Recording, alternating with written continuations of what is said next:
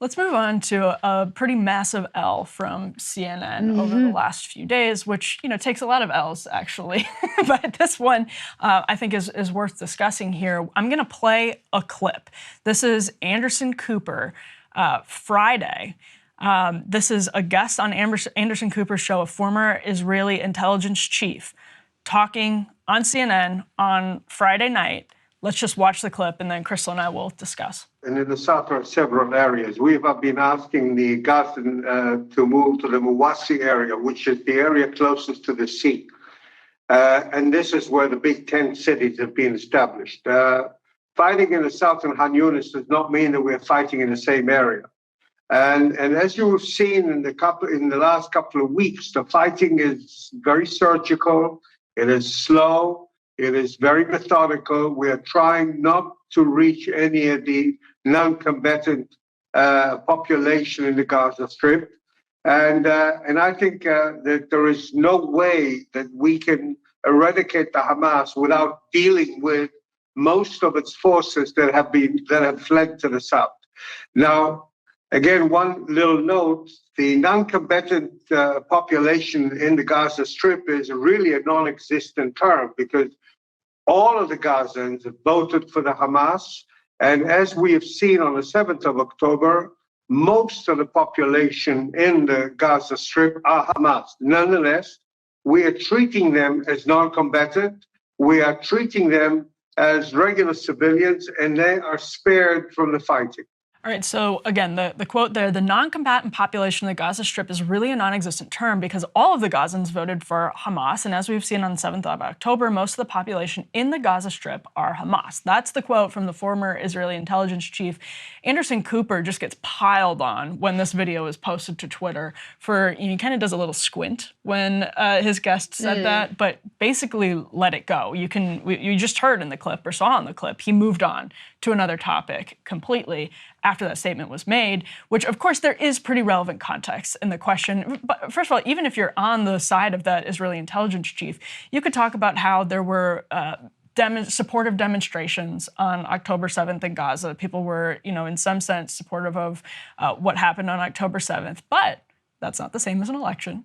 And the last election that happened, as you pointed out earlier in today's show, was before like half of the population in Gaza was alive, let alone able to vote. Able to vote, yeah. Anderson Cooper just moves on from that. Maybe Anderson Cooper had just read bin Laden's letter to America and was persuaded by his logic that actually there are no civilian combatants since you have elections. It's fair game to massacre civilians. Or certainly the IDF dude maybe had just read and agreed with the bin Laden letter and was like, you know what? Osama's got a point. Hey. What's up with this non-combatant thing? No, I mean, listen, there's so much policing of like rally chants of people who are basically powerless, or like the Harvard letter, which we talked about here, and which I had issue, like, you can't say Israel is solely responsible for what Hamas did on October 7th. Hamas also, guys, has some responsibility. And wants that responsibility, by the way. They want to claim the responsibility. True, but for all of the, policing of that rhetoric, you've got someone with actual power here on a cable news network outwardly laying out a case for genocide while he's like, well, of course we're doing what we can about civilians, but also there's not really civilians, so who really cares? And zero pushback. You could not imagine the same thing happening on the other side. If you had somebody on there who was like making the case that, well, actually, all of these Israeli civilians, like, they're not really civilians because they voted for Netanyahu and they're complicit in the apartheid and like the blockade and the occupation. So they basically deserve to die. There's no way that would go unchallenged. And it shouldn't. It shouldn't, by the way. But here, this just becomes so normalized and commonplace, and it becomes rhetoric that we hear all the time, that, the most Anderson Cooper can muster here is like a little squinting of his eyes before he moves on to the next topic. It's the Tucker Carlson squint. A little bit. He's taking his cues from bin Laden and Tucker Carlson. Right. Okay. Wow. So CNN has taken a few L's over the course of this context. Actually, one of them from the other side is when they kind of immediately, like the New York Times and some other outlets, ran with the Hamas framing of the initial hospital. This was like right after October 7th. People kind of remember when a hospital was hit. We still don't know exactly what happened with it, but as Israel now claims, as the U.S. now claims, a Hamas missile hit a hospital. CNN took a lot of heat for sort of like the New York Times. Basically, many major news outlets ran with the information that they had. That was one of the first blunders that I think CNN experienced over the course of this conflict. But from the other side, let's look at this footage they ran. This is actually like a package, as it's called in the biz, a package they ran from, this is Al-Shifa. Man, the HuffPost did a dive. Here's the next element on what happened. CNN quietly cut, according to the HuffPost headline, disputed Israeli military claim from some video reports. The HuffPost writes, in several other broadcasts of Robertson's report, which had included, we talked about this earlier in the show, a calendar that was supposed to be like a Hamas, like it was a supposed shift to be, schedule. yes, where Hamas militants or terrorists were recording their names for their shifts of watching the hostages. Right. And in reality, it was a calendar. Nobody knows how this aired because CNN, first of all, obviously Israel has people who speak Arabic. The IDF has people who speak Arabic. And you would think before giving CNN and other people tours of this facility and making a claim, that would easily be vettable. And you would, of course, make sure that you vet that. Why would CNN then air, it's one thing for a sort of government engaged in a conflict to push propaganda. It's an entirely different thing for a media outlet to sort of run with it. CNN has not, by the way, they have changed this package as they're being shown through this kind of battleground area around Al-Shifa by the IDF. They run a package based on that with the Arabic calendar, with that claim that it's a hostage like shift schedule for Hamas.